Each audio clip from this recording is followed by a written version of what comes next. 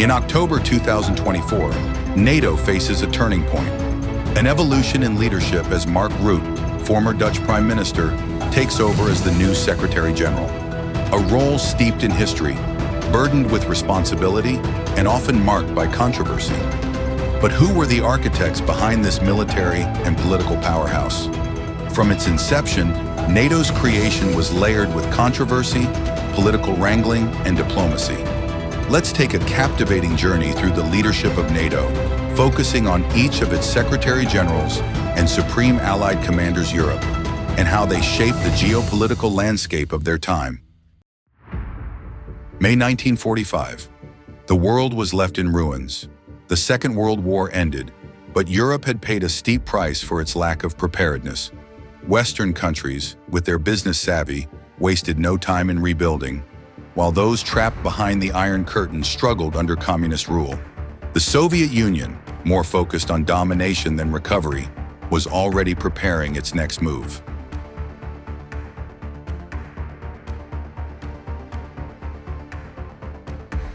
While the West was trying to rebuild, with West armies dissolved, the Soviet Union unleashed a new brutal war in Greece. The communist-dominated National Liberation Front refused to disarm. The weak British forces and Greek police fought to contain the chaos. The king and government fled, leaving Greece in ruins. The Soviet Union's aggressive expansion sparked fears in the West. The free world was next. In 1948, the Soviet Union launched the Berlin blockade, cutting off all transportation, food, and electricity to the city. The Western Allies were denied access to their territories, leaving Berlin on the brink of collapse. With only 36 days' worth of food and 45 days' worth of coal, the city teetered on the edge of disaster. Convinced that European nations alone couldn't prevent another conflict without outside intervention, the US stepped in to keep Berlin alive. But the odds were against them. They were vastly outnumbered by the Soviet military. It became clear Europe couldn't secure peace alone. The US and Canada joined forces, recognizing the need for outside stability. Then in April 1949, 12 nations signed the North Atlantic Treaty, committing to mutual defense. NATO stood on two pillars: the Secretary General, shaping diplomacy, and the Chasseur, commanding military strategy. Its military heart, SHAPE, was established by Eisenhower to centralize operations. NATO faced a formidable challenge in its early years and was defensive against Soviet aggression. China's and Cuba's communist revolutions, the Korean and Vietnam Wars, the Hungarian uprising, and the Suez Crisis highlighted the tensions between the East and West. But while NATO's intelligence operations were robust, its failure to intervene militarily led to Soviet domination.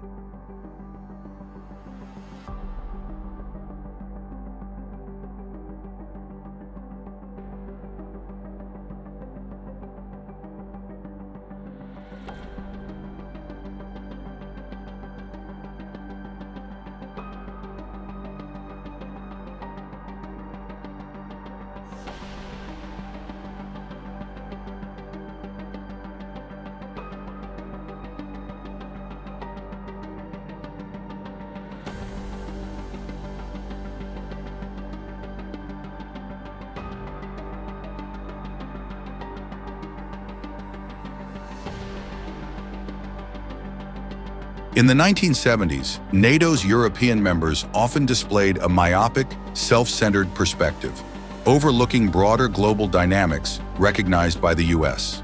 This colonial mentality led to their betrayal of the US during the 1973 Yom Kippur War. While the US initiated Operation Nickel Grass to resupply Israel against Soviet-backed Egypt and Syria, most NATO allies shockingly denied access to their air bases, fearing Soviet retaliation and Arab oil embargoes. Portugal was the sole exception, permitting US refueling at its Azores airbase. But despite their cowardice, OPEC's oil embargo punished Europe anyway. This betrayal highlighted NATO's weakness to confront Soviet aggression, leaving the US to fight alone, an echo of Vietnam. The inaction from General Goodpaster and Secretary Luns revealed NATO's inability to unite against external threats. The world shifted dramatically under the leadership of Ronald Reagan and Margaret Thatcher, both of whom reshaped global power dynamics in the 1980s. The Iron Lady, with her uncompromising stance against communism, played a key role in solidifying the West's resolve. Reagan's Soviet strategy, outlined in NSDD 75, pushed the USSR into an economic corner by escalating defense spending, exploiting the West's free market advantage over the Soviets' rigid, centrally planned economy.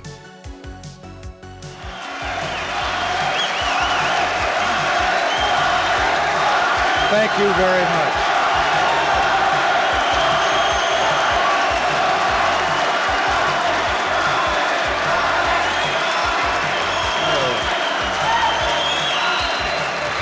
Before the storm, I'd like to say a few words about where this country's been and where we'll be going from here. But in the last 5 years, we've moved from malaise to hope, confidence, and opportunity. We knew that malaise for what it really was. Government, with its high taxes, excessive spending, and over-regulation, had thrown a wrench in the works of our free markets. In essence, government was trying to run the economy, but was ruining it instead.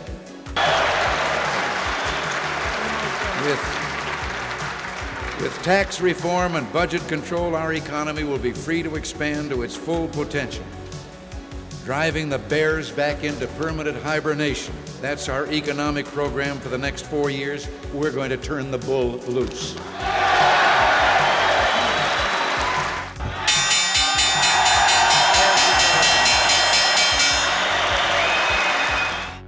Despite UK's betrayal in the 1973 October War, US support in the Falklands reinforced transatlantic solidarity. CIA declassified documents revealed Soviet support for Argentina during the Falklands War, further justifying the US support. NATO, under leadership of General Bernard W. Rogers and Lord Carrington, grew stronger and more coordinated. Carrington, though initially seen as soft on Soviet disarmament, gained Reagan's approval largely through Thatcher's backing. General Rogers' strengthening of NATO's military posture culminated in exercises like Able Archer 83, Lionheart 84, and Reforger 88, terrifying the Soviets into thinking war was imminent. These strategic initiatives not only strengthened NATO, but also drove the Soviet Union to collapse.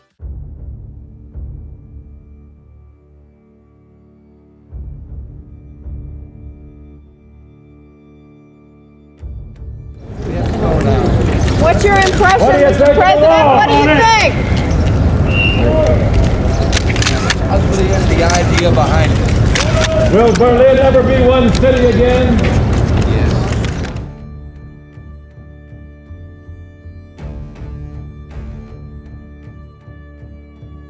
I'm so pleased to see him and have a chance of thanking him for everything he's done for freedom in the world.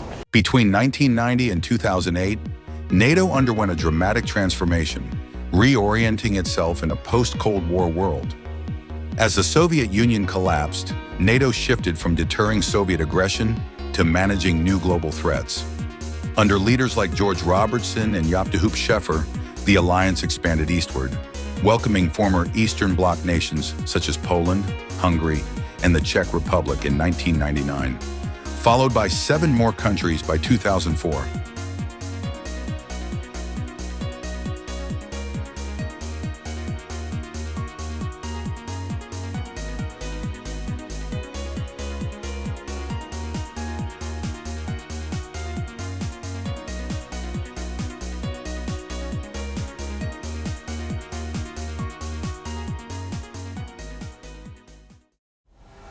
NATO's focus broadened to the Middle East with the War on Terror.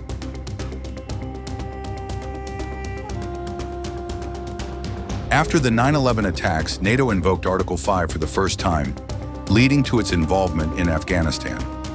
Despite some disagreements, NATO demonstrated its adaptability and resilience, with leaders like Bush, Blair, Merkel, and Sarkozy navigating complex political landscapes, ensuring the alliance remained relevant in a world with new conflicts.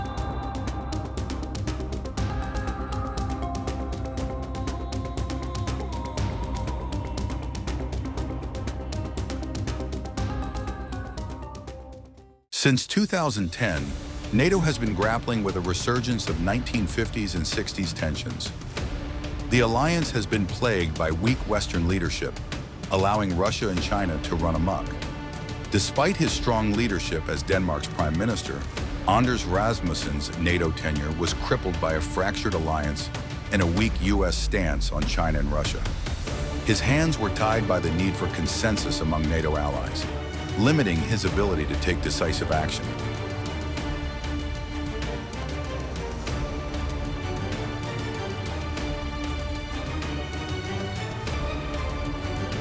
Under Jens Stoltenberg, NATO managed to secure Finland and Sweden's membership, driven by fear, not enthusiasm, as Russian and Chinese aggression grew increasingly bold.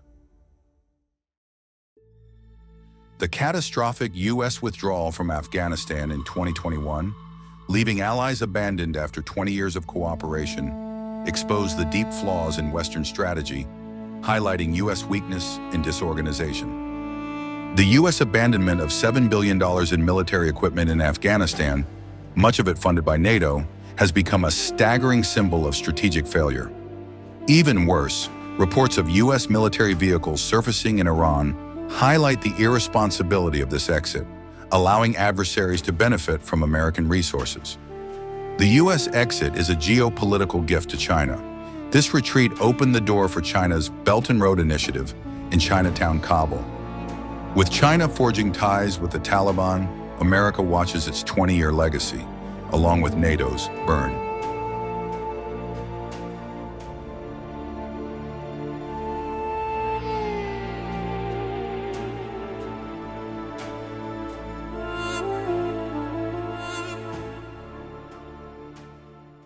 On October 1st, 2024, Mark Rutte becomes NATO's Secretary General, taking on a key role amid global instability.